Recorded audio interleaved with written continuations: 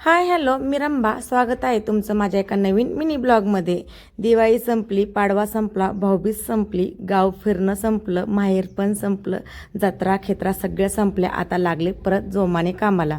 सगळ्या या नादांमध्ये, सगळ्या फिरणं एन्जॉय यामध्ये सगळ्यांमध्ये झाडांकडे लक्ष देणंच झालं नाही. एकावरती एक अशी कामं आली, सगळं फिरून झालं. माहेरी एन्जॉय, बहिणींमध्ये एन्जॉय, फटाके, सण, दिवाळी सगळं गेलं गावाला. आता लागले कामाला.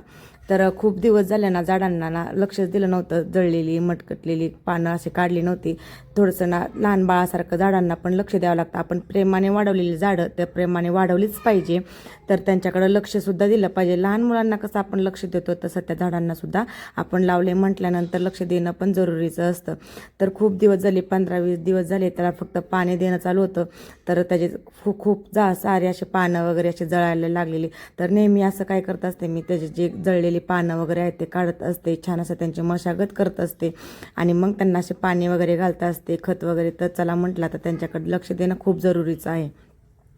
सगळ्या झाडांची छान अशी जळलेली पानं वगैरे काढली, फ्रेश केली, खोंदून त्यांना चांगलं छान असं खत घातलं.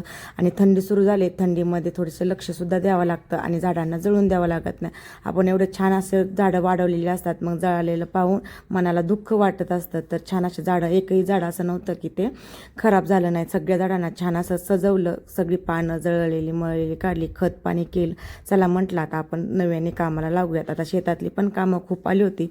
तर सर्वात प्रथम मी आपल्या झाडांपासून सुरुवात केली, म्हणजेच बगीच्यापासून. सगळ्या झाडांना छान सजवलं, स्वच्छता केली, पाणी घातलं. तर कसा वाटला व्हिडिओ आजचा कमेंट करून नक्की सांगा. असेच नवीन नवीन व्हिडिओ पाहण्यासाठी चॅनलला लाईक करा, शेअर करा, कमेंट करा आणि सबस्क्राईब करायला अजिबात विसरू नका. भेटूया एका नवीन व्हिडिओमध्ये. तोपर्यंत बाय. व्हिडिओ पाहिल्याबद्दल सर्वांना मनापासून धन्यवाद. भेटूया एका नवीन व्हिडिओमध्ये. तोपर्यंत सर्वांना